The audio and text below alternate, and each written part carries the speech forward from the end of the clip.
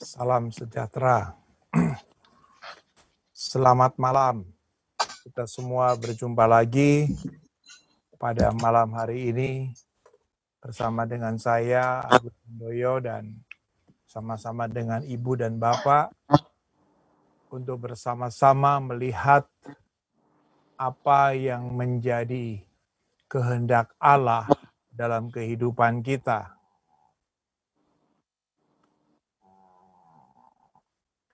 Siapakah yang melakukan kehendak Bapa? Kita akan dalami dari Injil Matius bab 21 ayat 28 sampai dengan 32.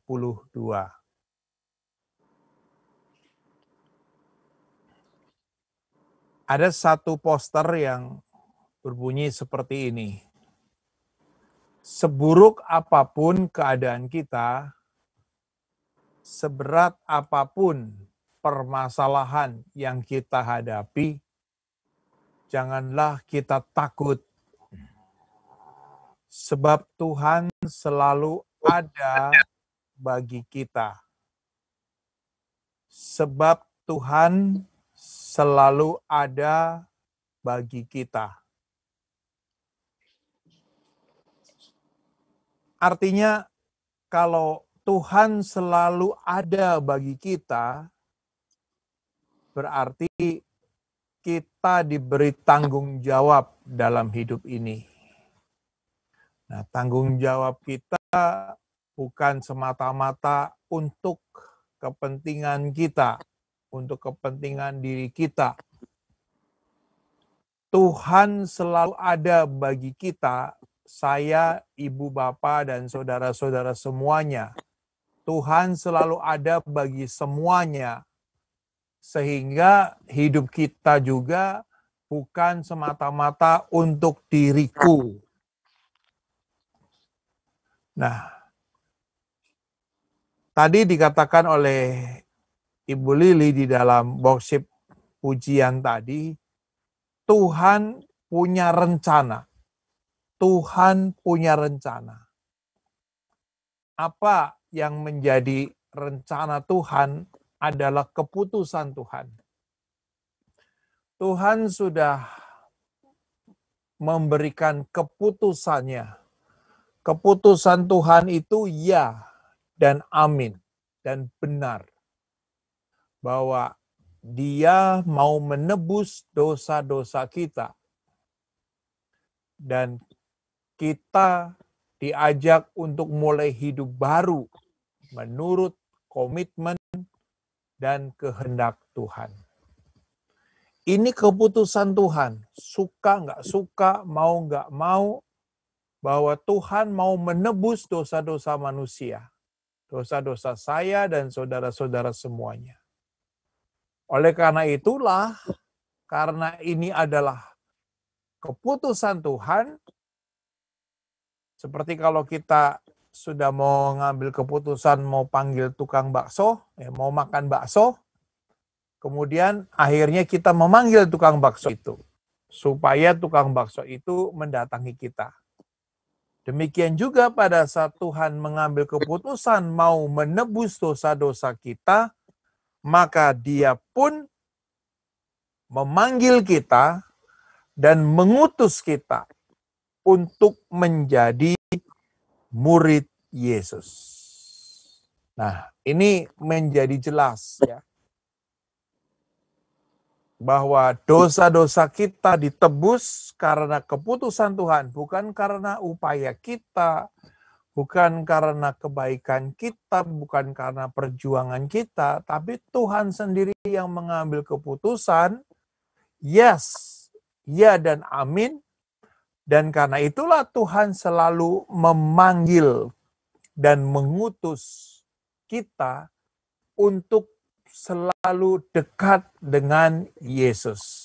Supaya apa? Keputusan Tuhan yang mau menebus dosa menjadi semakin sempurna. Ibu dan Bapak, saudari dan saudara semuanya, berarti kalau Tuhan sudah mengambil keputusan mau menebus dosa kita, berarti Tuhan tidak menginginkan setiap manusia itu menderita karena dosa. Nah, tentunya Yesus katakan ini kepada komunitasnya, kepada orang-orang Yahudi pada waktu itu, terutama juga kepada para elit agama, kaum Farisi dan ahli-ahli Taurat. Ya. Oleh karena itulah Yesus memang tampil mengajar di Bait Allah dan pengajarannya selalu didengarkan oleh banyak orang. Dan kehadiran Yesus di tengah-tengah dunia mau menyatakan bahwa semua manusia tidak boleh menderita karena dosa. Semua manusia tidak boleh terbeban karena belenggu dosa. Namun tawaran dan ajaran Yesus seperti ini dipertanyakan, siapa dia? Kredibilitasnya, yaitu kuasanya. Bahkan Yesus pun dicurigai karena orang banyak yang berbondong-bondong mendengarkan pengajarannya. Jadi dikatakan di dalam Matius bab 21 ayat 23, ya. Lalu Yesus masuk ke Bait Allah, dan ketika ia mengajar di situ, datanglah imam-imam kepala serta tua-tua bangsa Yahudi kepadanya dan bertanya, "Dengan kuasa mana engkau melakukan hal-hal itu? Dan siapa yang memberikan kuasa itu kepadamu?" Jadi Yesus itu mau memberitahu manusia tidak boleh menderita karena dosa. Karena Allah sudah mengambil keputusan mau menebus dosa manusia, karena itulah Allah memanggil manusia, mengutus manusia untuk dekat menjadi murid Yesus. Lalu orang-orang yang ada di Bait Allah bertanya, dengan kuasa mana engkau melakukan hal itu? Dan siapa yang memberikan kuasa itu kepadamu? Lalu sekarang, kalau memang selama Yesus mengajar di Bait Allah, memberikan rahasia ini, manusia tidak boleh menderita karena dosa, apakah juga saudari dan saudara, ibu dan bapak pada malam hari ini setuju dengan tawaran Yesus ini? Sehingga Yesus juga bertanya, ya, di dalam Matius bab 21 ayat 28 yang akan kita renungkan, diawali dengan kalimat, "Tetapi apa pendapatmu tentang ini?" Sementara orang-orang yang masih bingung dengan tawaran dan ajakan Yesus bahwa manusia tidak boleh menderita karena dosa, Yesus bertanya lagi, "Apa pendapatmu tentang ini?" Yesus juga bertanya kepada Simon, ya, "Bagaimana pendapatmu, Simon?" Jadi Yesus ingin juga pada malam hari ini mendengarkan keputusan kita. Setelah kita tahu bahwa Allah mau menebus dosa kita, karena manusia tidak boleh menderita karena dosa. Mari Ibu Bapak yang di depan meja ada kitab suci, kita bisa lihat di Injil Matius bab 21 ayat yang ke-28. Injil Matius bab 21 ayat yang ke-28.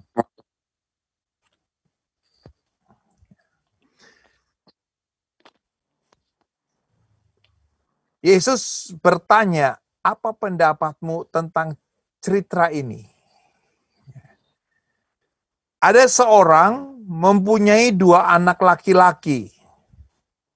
Dalam bahasa Yunani disebutnya teknon. Itu berarti anak muda yang sudah berusia remaja, bukan anak kecil lagi. Ada seorang mempunyai 2 anak laki-laki.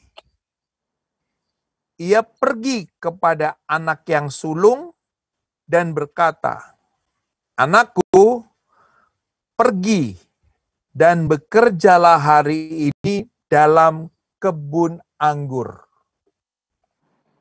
Nah, ini menarik ya. Sekarang kita sedang diajak oleh Yesus, apa pendapatmu?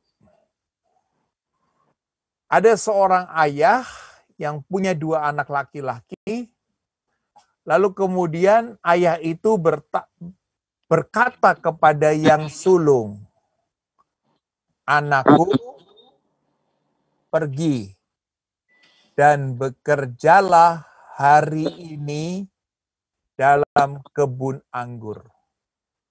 Ini menunjukkan satu relasi yang begitu dekat. Dan ini bukan perintah, tapi ini adalah tawaran. Anak yang sulung ditawarkan untuk memiliki kesempatan bekerja pada waktu yang cocok. Hari ini. Di dalam 2 Korintus bab 6 ayat 2 dikatakan, sebab Allah berfirman, pada waktu aku berkenan, aku akan mendengarkan engkau. Dan pada hari aku menyelamatkan, aku akan menolong engkau. Sesungguhnya waktu ini adalah waktu perkenanan itu. Sesungguhnya hari ini adalah hari penyelamatan itu.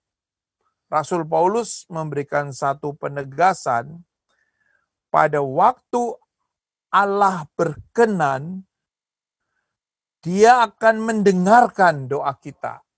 Dia akan mendengarkan kehidupan kita. Dan pada hari di mana Allah menyelamatkan, Dia akan menolong kita. Jadi Allah mau mendengarkan kita, Allah mau menolong kita. Itulah waktu yang sangat dikehendaki Tuhan. Allah mendengarkan, Allah mengetahui, Allah mengerti kehidupan kita, dan Allah menyelamatkan kita. Maka hari ini adalah hari penyelamatan itu. Itulah penyelamatan. Allah mendengarkan, Allah menolong. Oleh karena itulah, pada saat ayahnya ini ngomong sama anak yang sulung, "Anakku, pergi, bekerjalah." Ditawarkan dengan akhiran lah, berarti tidak memaksa. Hari ini, dalam kebun anggur. Nah, Ibu Bapak, kebun anggur bagi orang-orang Yahudi itu memang seperti ini gambarannya. Kalau anak itu disuruh pada saat menjelang panen, berarti anak itu disuruh menyaksikan keindahan dari buah-buah anggur itu. Tetapi kalau sudah datang musim panen, lazimnya orang yang punya kebun anggur akan mencari pekerja-pekerja untuk memanen. Nah, saya mau menunjukkan ya dari sisi anak yang sulung tadi. Mengapa ayahnya meminta bekerja pada hari ini? Nah, apakah tidak ada pekerja di sana? Tentunya ada kalau itu musim panen. Lalu kemudian pertanyaan yang kedua, apa memang amat perlu sehingga hari ini itu ditekankan, anakku pergi dan bekerjalah hari ini. Nah, sekarang Yesus bertanya kepada ibu dan bapak, saudari dan saudara semua, apa pendapatmu tentang kisah ini, di mana ada seorang ayah yang menawarkan kesempatan kepada kedua anak laki-lakinya. Apa pendapatmu? Mari sekarang kita simak ya. Di dalam ayat 31 ya. Siapa di antara kedua orang itu yang melakukan kehendak ayahnya? Nah ini. Coba sekarang kita mencoba untuk menjawab ya. Siapa di antara kedua orang itu yang melakukan kehendak ayahnya? Dikatakan di ayat 29 kepada anak yang pertama, ya. Jawab anak itu, baik, Bapak, tetapi ia tidak pergi. Nah, kata baik, Bapak, ini berarti menurut dia cocok, siap, taat. Dan dia sangat menghormati, sangat respect dengan tawaran bapaknya itu. Dia merendah di hadapan sang yang berwibawa dengan sebutkan, baik Tuan, Kurie, baik. Nah, kata baik di sini sebenarnya diberi penjelasan, namun dia tidak pergi. Berarti kata baik di sini supaya tidak muncul pertanyaan-pertanyaan berikutnya. Baik, siap, selesai, titik. Agar tidak diganggu apa yang akan dia rencanakan lebih lanjut. Ini anak yang pertama. Baik Bapak, tetapi ia tidak pergi. Lalu orang itu, karena melihat anak yang pertama itu tidak pergi, ya, melihat ayahnya datang ke adiknya. Tapi dia tetap tidak pergi, berarti dia memang angkuh. Dia bebal. Nah, di sini kelihatan. Lalu orang itu pergi kepada anak yang kedua. Katakan di ayat 30. Dan berkata demikian juga, anakku pergi dan bekerjalah hari ini dalam kebun anggur. Nah, si sulung ini tahu apa yang sedang dilakukan oleh ayahnya kepada adiknya. Namun dia tetap tidak pergi. Itulah keangkuhan dan kebebalan.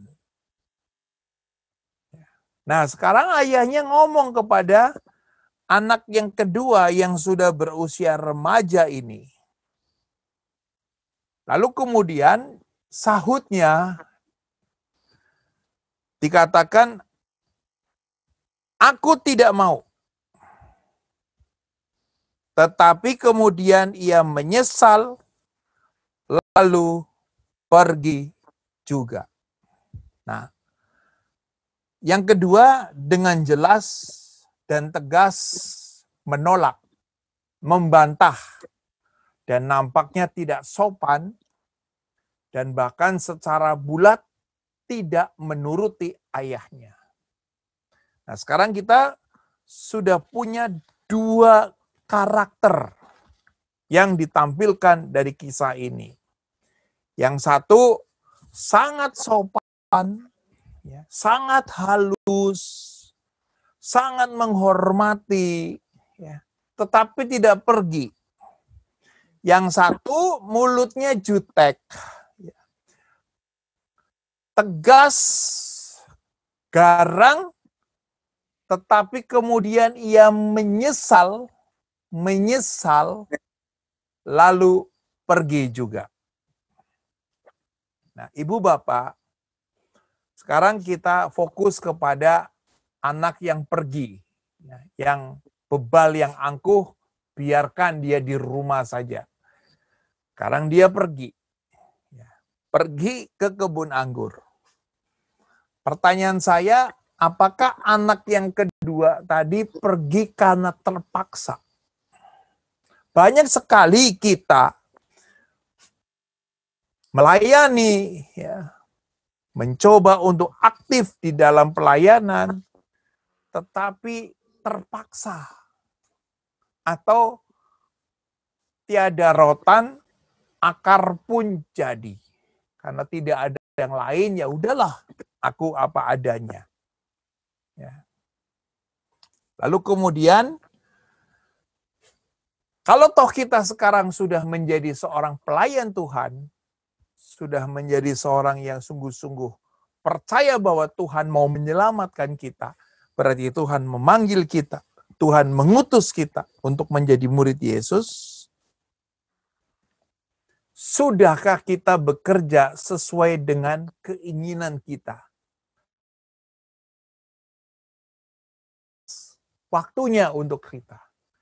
Banyak sekali orang diajak untuk mulai mendengarkan kemauan Tuhan, nantilah, waktunya belum pas. Padahal tadi Tuhan memberikan satu kisah,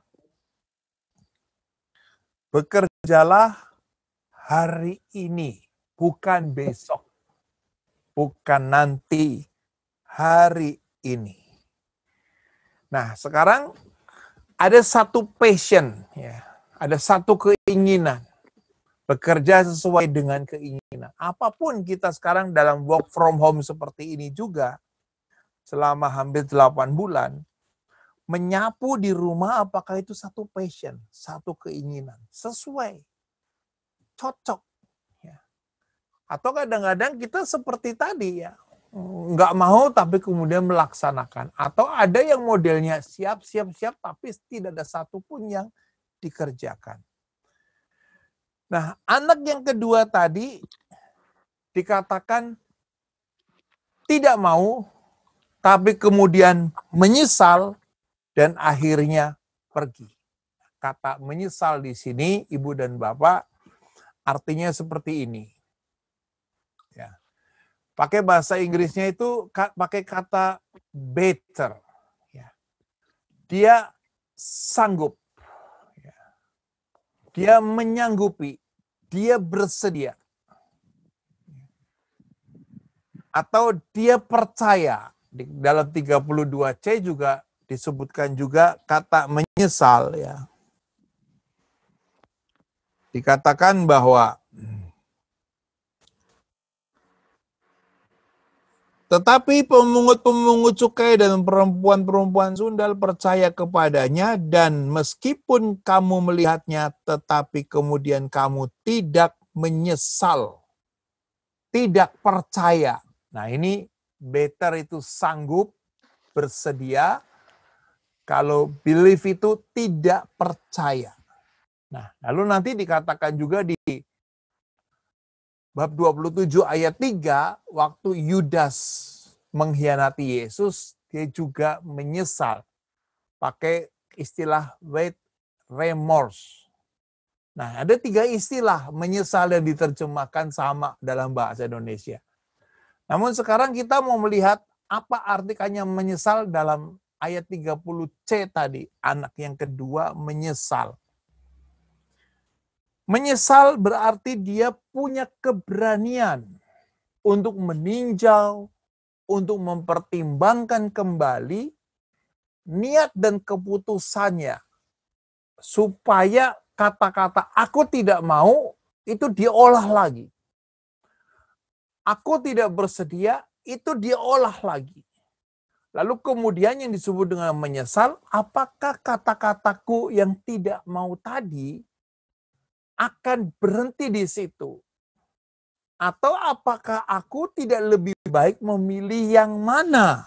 Nah, inilah kata menyesal yang digumuli oleh anak yang kedua tadi.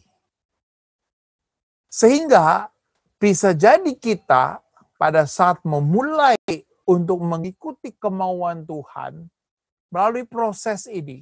Bergumul, meninjau kembali, mempertimbangkan kembali niatan-niatan kita, passion kita, hasrat-hasrat kita, sampai akhirnya kita memilih yang mana. Nah, saya mau katakan anak yang kedua tadi pergi ke kebun anggur bukan karena terpaksa. Tapi setelah melalui proses penyesalan, dia mulai punya motivasi. Motivasi diri untuk mulai pergi ke kebun anggur. Mulai untuk bekerja. Maka kita juga, walaupun work from home seperti ini, perlu ada satu passion, ada satu motivasi. Nah, kalau kita melakukan apapun dengan motivasi dan passion tadi, maka kita bersedia melangkah memasuki tangga pekerjaan kita yang hari demi hari, minggu demi minggu, semakin tinggi, semakin mencapai apa yang kita ingin raih. Lalu Yesus katakan juga dalam Injil Yohanes bab 6 ayat 29, inilah pekerjaan yang dikehendaki Allah, yaitu hendaklah kamu percaya kepada Dia yang telah diutus Allah. Jadi percaya itu sebagai satu profesi. Kalau kita juga punya iman dan punya kepercayaan, itulah yang seharusnya dihidupi dengan motivasi, dengan passion. Ini imanku cocok, kepercayaanku cocok. Hari ini juga, aku mau melakukan imanku.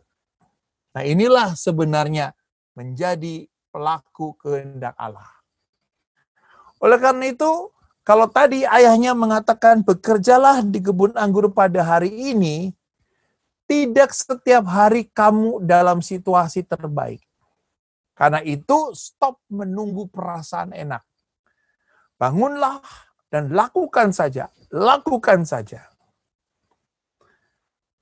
Nah, dikatakan di dalam Injil Matius bab 21 ayat 31b,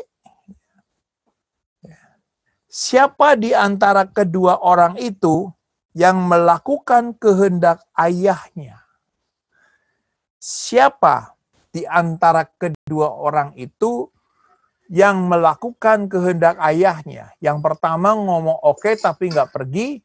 Yang kedua ngomongnya nggak mau pergi tapi kemudian menyesal dan akhirnya dia pergi. Siapa di antara kedua orang itu yang melakukan kehendak ayahnya? Nah, jawabannya apa? Yang kedua. Puji Tuhan, yang kedua. Ya kan? Nah, sekarang di dalam Roma bab 11 ayat 32, sebab Allah telah mengurung semua orang dalam ketidaktaatan, supaya Ia dapat menunjukkan kemurahannya atas mereka semua. Allah telah mengurung semua orang dalam ketidaktaatan. Nah, berdasarkan Roma 11 ayat 32 ini, baik yang pertama maupun yang kedua, sebenarnya dua-duanya sama kedudukannya di hadapan si ayah. Tidak taat, tidak menyenangkan hati Allah. Karena memang pada dasarnya manusia itu benar-benar semuanya itu punya dosa. Nah, tadi yang saya katakan, Allah mengambil keputusan supaya bagaimana manusia itu tidak menderita karena dosa.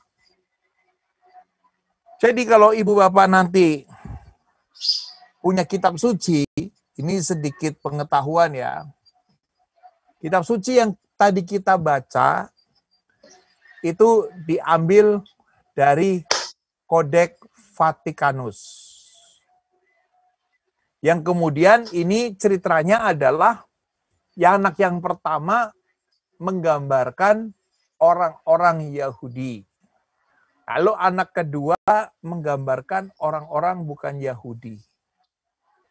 Lalu kemudian dikatakan tadi ada yang menjawab, anak yang kedua itulah yang kemudian melaksanakan kehendak Allah. Jadi kadang-kadang kita dalam iman kita pun menganggap orang-orang yang belum menerima Yesus itu adalah orang-orang yang selalu no terhadap tawaran Tuhan. Tapi bisa jadi orang yang belum Kristen justru sedang melaksanakan kemauan Allah. Tapi justru orang-orang yang notabene kita menyebut diri sudah Kristen, sudah baptis, sudah krisma, tapi sama sekali dalam hidupnya tidak mengerti kemauan Allah. Nah, ini adalah teks yang tadi kita baca. Tapi nanti kalau ibu bapak juga punya kitab suci perjanjian baru yang diterjemahkan, yang diperbaharui, itu diambil dari Kodeks Sinaiticus, ya. Itu jawabannya adalah kurang lebih ya bahwa untuk kodeks ini mengatakan begini, bahwa ada orang Yahudi yang sudah menerima Yesus dan ada juga orang Yahudi yang belum menerima Yesus. Nah, orang Yahudi yang sudah menerima Yesus menganggap dia itu sudah sempurna. Nah, di dalam pendekatan yang kedua ini, kita sama-sama orang Katolik, ada yang aktif, ada yang belum aktif. Ya, kadang-kadang orang yang aktif merasa saya sudah menjadi anak Tuhan. Tapi belum tentu dalam kenyataannya dia sedang menjadi pelaku kehendak Tuhan. Ada juga orang-orang Katolik yang belum aktif, yang belum terlibat di dalam kegiatan apapun, diajak untuk menjadi ketua lingkungan atau menjadi pengurus, dia nggak mau. Tapi dalam kehidupan sehari-harinya dia melaksanakan kemauan Tuhan. Maka dari itulah sebenarnya dari dua kisah itu, yang satu ya kita bisa mengatakan ada Kristen atau bukan Kristen. Kita menganggap yang Kristen itu sudah percaya, tapi tidak menjadi pelaku Tuhan. Tapi orang-orang yang belum Kristen, dia menjalankan kemauan Tuhan dalam hidup sehari-harinya. Lalu yang kedua, sama-sama Katolik, yang satu aktif, yang satu belum aktif. Nah, idealnya baik yang belum Kristen maupun yang belum aktif, semuanya harusnya menjawab ya dan melaksanakan. Nah, inilah sedikit perbedaan supaya nanti ibu bapak tidak bingung kalau nanti punya kitab suci yang tadi kita baca itu kitab suci yang diterjemahkan tahun 72. Maka jawabannya siapa yang menjadi pelaku kehendak Bapak? Jawabannya yang terakhir. Tapi nanti kalau kita punya kitab suci yang diterjemahkan tahun 98, ya, bunyinya seperti ini. Ia pergi kepada anak yang sulung dan berkata, anakku pergi dan bekerjalah hari ini dalam kebun anggurku. Jawab anak itu, aku tidak mau. Tetapi kemudian ia menyesal dan pergi. Jadi yang pergi itu, yang disebutkan anak pertama itu dalam terjemahan di 98. Jadi ibu bapak nggak perlu bingung. Nanti ada dua kitab suci kalau yang sekarang tadi dibacakan itu yang diterjemahkan tahun 72. Diambil dari Vatikanus, yang 98 diambil dari Sinaiticus. Nah, intinya sama. Di sini jawabannya adalah yang terakhir, di sini jawabannya adalah yang pertama. Dua-duanya tetap tidak ideal. Oleh karena itulah dikatakan di dalam Matius bab 21 ayat 31c, ya, dan 32 dikatakan seperti ini. Kata Yesus kepada mereka, aku berkata kepadamu sesungguhnya pemungut-pemungut cukai dan perempuan-perempuan sundal akan mendahului kamu masuk ke dalam kerajaan Allah. Sebab Yohanes datang untuk menunjukkan jalan kebenaran kepadamu, dan kamu tidak percaya kepadanya.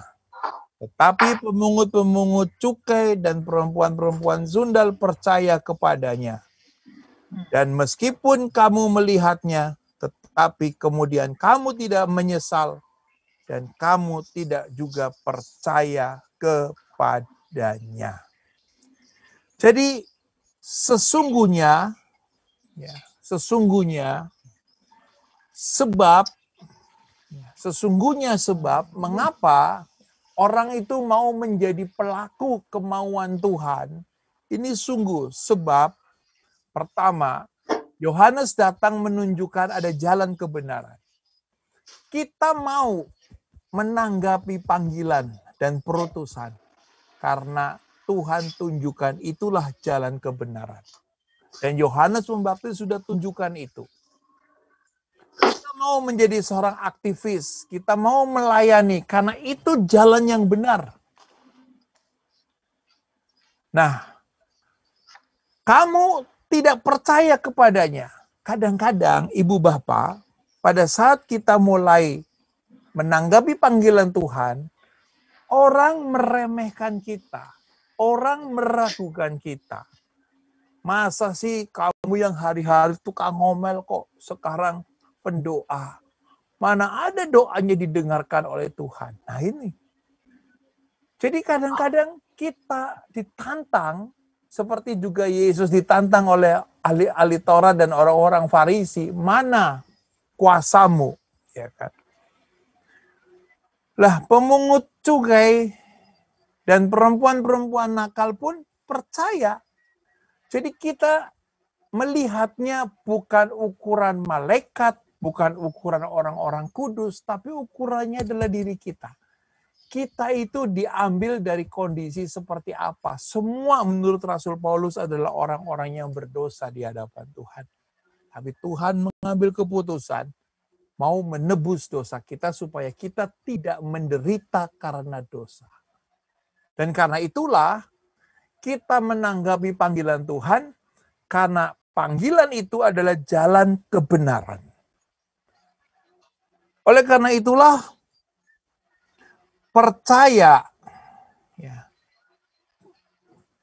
berarti tinggalkan manusia lama kita dan kita memilih menjadi manusia baru. Kalau kita mau mengerti bahwa menanggapi panggilan Tuhan, mengikuti kemauan Tuhan itulah jalan kebenaran, jangan berkubang dengan masa lalu kita. Orang mau ngomong apa tentang masa lalu kita, tapi hari ini aku mau melakukan pekerjaan di ladang Tuhan. Nah, percaya kepada kedatangan kerajaan Allah yang diwartakan Yohanes, yang di dalamnya sekaligus mengandung kehendak Allah. Membuat manusia menjadi semakin benar. Kita kalau sungguh-sungguh berada dalam situasi mau menjadi aktivis, mau menjadi pelayan Tuhan, mau sungguh-sungguh dekat dengan Tuhan, kita menjadi orang benar dalam waktu dan proses yang sedang berkembang. Orang-orang elit mungkin lebih buruk daripada orang-orang yang dipandang paling jelek dan hina. Seperti tadi, pemungut cukai, perempuan-perempuan yang nakal ya. Tetapi di dalam kejelekannya, dia mau membuka diri bagi kerajaan. Intinya, jangan pernah kita ragu kalau Tuhan telah mengambil keputusan supaya kita tidak boleh menderita karena dosa. Karena itulah Tuhan menebus dosa kita. Dan kita sudah diambil dari pohon anggur yang tadinya mungkin kita sangat duniawi.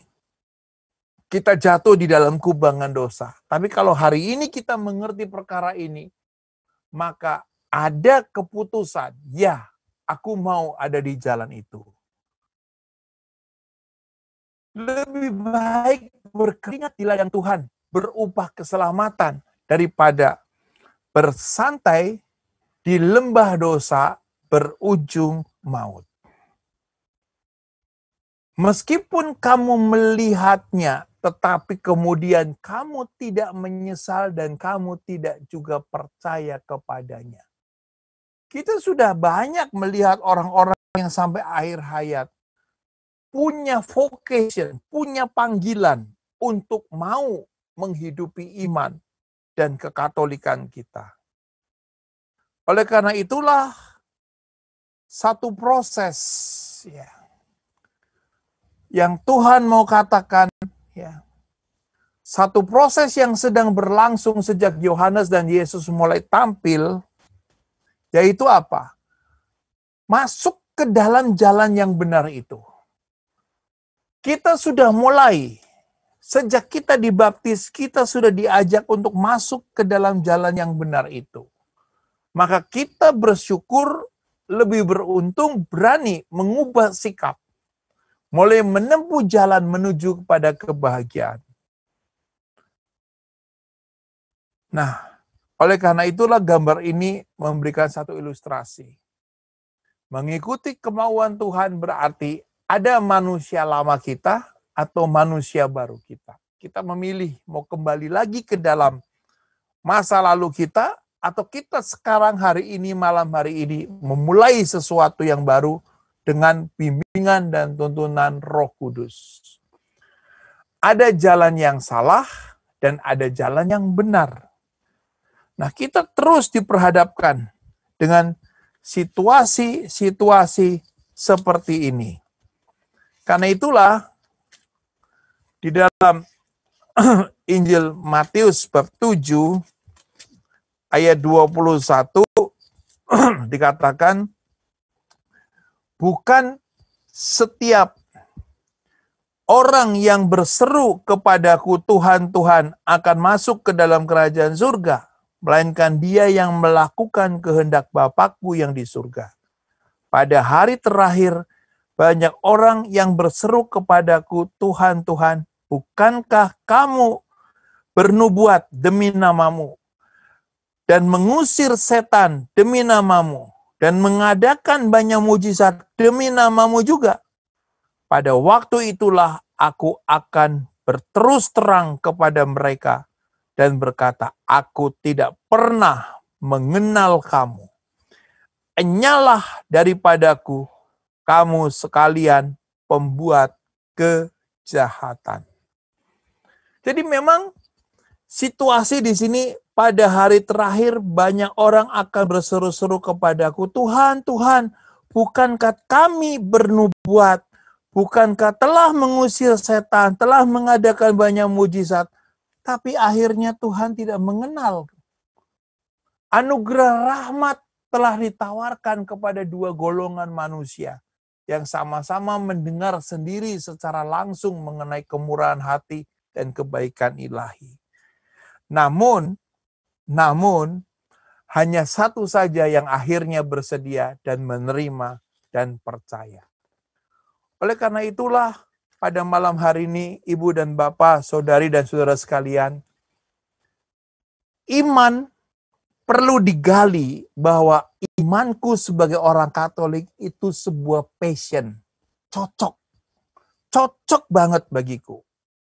Dan karena itu cocok, maka aku punya motivasi untuk mengembangkan iman yang sangat cocok itu dengan vocation, dengan satu panggilan. Karena saya tahu dengan panggilan ini, aku berada di dalam jalan yang benar. Dan kebenaran itu pun tetap kita jaga, sekalipun akhirnya kita harus memasuki jalan dan lorong yang sangat sempit dan gelap. Tapi Tuhan yang baik dan benar senantiasa membawa kita dan menjauhkan kita dari segala kesesatan. Dia dalam kuasanya akan terus membimbing orang-orang yang rendah hati menurut hukum dan mengajarkan jalan kepada orang-orang yang bersahaja. Oleh karena itulah Ibu dan Bapak, Saudari dan Saudara sekalian, teruslah bertahan iman kita sampai kita punya gelar RIP. Tuhan Yesus memberkati kita semuanya. Amin.